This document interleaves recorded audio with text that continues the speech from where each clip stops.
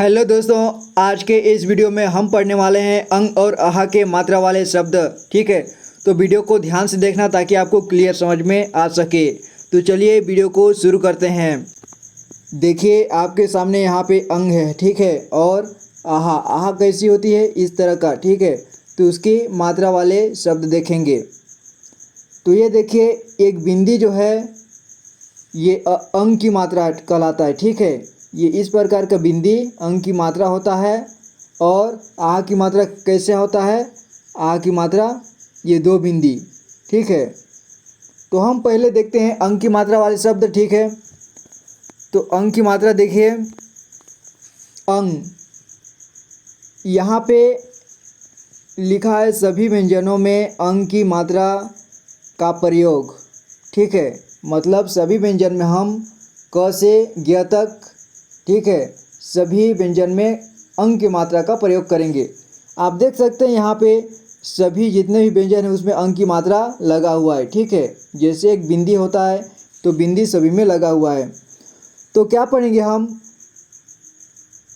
अंग स्वर है, ठीक है। अंग स्वर है, अंग को ध्यान दीजिए कि अंग स्वर है। तो हम जो भी व्यंजन पढ़ेंगे जब उसमें अंग की मात्रा लगाएंगे तो वो भी व्यंजन क्या है? क के जैसे अंग के जैसे साउंड आएगा, ठीक है। तो वो भी अंग के जैसे साउंड आएगा, जैसे कंग, खंग, गंग, घंग, ठीक है। उसी प्रकार से अंग की साउंड सभी में आ रहा है, ठीक है। आप ध्यान से सुनिए, कंग, खंग, गंग, घंग, ठीक है, आ रहा है ना, घंग। अंग का ऐसे होता नहीं है, लेकिन यहाँ पे लिखा हुआ है, आप समझने के लिए पढ़ लीजिए। जैसे कि अंग अंग बोलते हैं तो इसे अंगंग, अंगंग पढ़ लीजिए। अंगंग, चंग, छंग, जंग, झंग, यंग, टंग, ठंग। देखिए यह का भी प्रयोग नहीं किया जाता है, जैसे है ना ये इसका भी, जैसे यहाँ का मतलब कुछ नहीं होता है तो इसका प्रयोग नहीं किया जाता है, ठीक है। और यहाँ देखिए टंग, ट में टंग, ठंग, डंग, ढंग, डंग, रंग। ड वाला आपको याद रखना है क्योंकि ड वाला यूज होता है, ठीक है। र वाला प्रयोग किया जाता है। रण, तन, थन, दन, धन, पन, पंग, फंग, बंग, भंग, मंग, यंग, रंग, लंग, वंग, शंग, शंग, संग, हंग, अक्षंग, तरंग, ज्ञंग, ठीक है। इस तरह का सभी व्यंजनों में उच्चारण होगा। तो अब शब्दों में इसका प्रयोग किस तरह से करेंगे, आइए देखते हैं। देखिए ह में अंग की मात्रा लग गया तो क्या हो जाएगा? ह से हंग, ठीक है। अभी आपने पढ़ा, ठीक है। क्या पढ़ेंगे? हंग। और स तो क्या पढ़ेंगे? हंस, ठीक है। हन, हन हो जाएगा, अंग की मात्रा लगेगा तो, ठीक है। हन। और यहाँ भ में अन की मात्रा लगा तो भन, ग, भंग, ठीक है। और त में अंग की मात्रा लगा तो तंग, ग, तंग। स में अंग की मात्रा लगा तो स से संग बन गया, सन, त, संत, ठीक है। सन बन गया, सन, त, संत। क में क और र में अंग की मात्रा लगा है यहाँ, ठीक है। ये मात्रा को यहाँ पे आप लगा दीजिए र में, तो क्या पढ़ेंगे? र से रन हो जाएगा, ठीक है, रन। तो क्या यहाँ पे ट, तो सभी को जोड़कर हम पढ़ेंगे करंट, ठीक है, करंट, जैसे बिजली का करंट होता है, ठीक है। और क में देखिए, क में अंग की मात्रा कंग, प, न, कंपन, क्या पढ़ेंगे? कंपन, ठीक है। जैसे अन को दो प्रकार से पढ़ते हैं, दो तीन प्रकार से पढ़ते हैं, जैसे अन, अंग, इस तरह का पढ़ते हैं, ठीक है। तो यहाँ पे म में अंग की मात्रा मन, ज, र, क्या पढ़ेंगे? मंजर।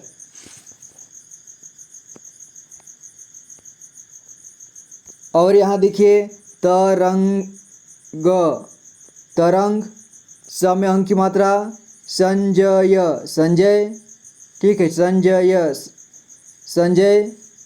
पतंग पतंग, ब में अंग की मात्रा बंग बंजर बंजर, स में अंग की मात्रा संग और क में आ की मात्रा शंका, स में अंग की मात्रा संकट संकट, और यहाँ रंगीन रंगीन, र में अंग की मात्रा ग में बड़ी की मात्रा न रंगीन, और यहाँ संतान संतान। और कुछ शब्द देखिए देखिए, अंत अंत, अंगार अंश अंक अंकुर अंकित, अंगनिकेतन अनसुईया अंडा अंग, ठीक है। और यहाँ अंत अंत, कंस कंस, हंस हंस, रंक रंक, दंड दंड। और यहाँ पर भी कुछ शब्द हैं, देख लीजिए अंग की मात्रा वाले, जैसे पंख पंखा पंगा पंच रांझा संत पांडा पंजा पंथ हंस पंप पंथ पंथी प्रांत शंख फंदा फंड बंद बंदा संडे बंध बांस भंग भांग रंग मंच मंजू मंडी मंत्र लंका, ठीक है। इन सभी में अंक की मात्रा दिया गया है। तो उम्मीद करता हूँ कि अंक की मात्रा आपको समझ में आया होगा, ठीक है। अब हम पढ़ने वाले हैं अह की मात्रा वाले शब्द, ठीक है। तो यहाँ देखिए अह किस प्रकार से होता है, ये अह है, ठीक है, दो बिंदी वाला अह की मात्रा होता है इस प्रकार से। तो इन सभी में देखिए, सभी व्यंजनों में क से ज्ञ तक जो है, यहाँ से यहाँ तक सभी में अह की मात्रा लगा हुआ है। तो जिस तरह से अह को उच्चारण किया जाता है, यानी अह का आवाज़ आता है, उसी तरह से इन सभी व्यंजनों में उसी तरह से आवाज़ आएगा, ठीक है। जैसे अह कह खह गह घह, ठीक है। जैसे देखिए कह खह गह घह अंगह, अंग का विषय होता नहीं है, नहीं पढ़ेगा तो ठीक है। चह छह जह झह यह का भी नहीं होता है।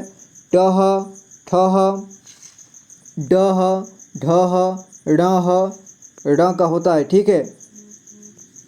तह थह दह धह नह पह फह बह, ये हुआ। और यहाँ भह मह यह रह लह वह शह शह सह हह अक्षह त्रह ज्ञह, इन सभी का उच्चारण इस प्रकार से होगा। अब देखते हैं यहाँ पे शब्दों में प्रयोग करके, ठीक है। यहाँ देखिए प्रा प में र की मात्रा, ठीक है। जैसे कि ये प है तो इसमें इस प्रकार से जो मात्रा लगता है इसको र बोलते हैं, ठीक है। इसका मतलब है कि यहाँ पे आधा प लिखा हुआ है और रा प्रा प्रायः, ठीक है। लेकिन मैं इस प्रकार से लिखूं तो ये ठीक नहीं है, ठीक है। प्रायः प्रायः प्रायः इस प्रकार से लिखें तो ये अच्छा लगता है, ठीक है। यानी कि ये दोनों सेम हैं, ये दोनों अलग नहीं हैं, ये भी प्रायः है और ये भी प्रायः है, ठीक है। लेकिन लिखने का एक सही तरीका यही वाला होता है, ठीक है, प्रायः। तो यहाँ प्रायः प्रातः, ठीक है। देखिए त में अह की मात्रा यहाँ पे दिया हुआ है, ठीक है। ये अह की मात्रा को इसमें लगेगा, तो यहाँ प्रातः प में अह की मात्रा तपह हल हलह नम अह की मात्रा नमः नाम में म में अ की मात्रा नामः नमो, और अह की मात्रा नमोः राघव राघव। राघव में अह की मात्रा लग गया, यानी व में अह की मात्रा तो व से वह हो जाएगा, ठीक है। तो क्या पढ़ेंगे राघव राघव राघव, ठीक है। और यहाँ देखिए वजह वजह यु वजह ह में ह की मात्रा वजह, युवक क में ह की मात्रा कह युवकः, अशात। देखिए यहाँ पे अंक की मात्रा लगाना चाहिए, लेकिन यहाँ पे ये शा में अंक की मात्रा नहीं लगा है, ठीक है। अशांतः। न में देखिए नी में अह की मात्रा, तो क्या पढ़ेंगे निह निह निह शब्द, तो क्या है यहाँ निह शब्द, ठीक है। और यहाँ भी कुछ देखिए अतः तह, ये तह है, ठीक है, की मात्रा लगाया गया है। अतः कलह कलह कलह, हंसः हंसः, गमः गमः, तप तपः तपः, अंततः अंततः, क्रमशः क्रमशः, फलतः फलतः, भवतः भवतः, युवकः युवकः, और अंततः क्रमशः ईश्वरः, फलतः विजयः राघवः, भूर्भुवः भूर्भुवः। यहाँ पे क्या लिखा है ध्यान दीजिए, भूर्भुवः। यहाँ पे जो र की मात्रा लिखा है, ठीक है, तो उसको भू के यहाँ पे पढ़ेंगे, ठीक है, और आधा र पढ़ेंगे उसको, भूर्भुवः, ठीक है। और यहाँ बलमः बलमः, युवकः, नृत्यः नृत्यः, क्या पढ़ेंगे नृत्यः नृत्यः, ठीक है, नृत्यः, अशांतः भवतः, एलेक्षः मूलतः, सत्सः प्रणामः, कलह बालिकः, प्रायशः मिलापः, कलशः कर्मणः कर्मणः, चरतः वानरः, निःशब्दः निशेषः, शक्तिः शंकरः। तो ये रहा आज का, तो ये रहा अंग और आह के मात्रा वाले शब्द।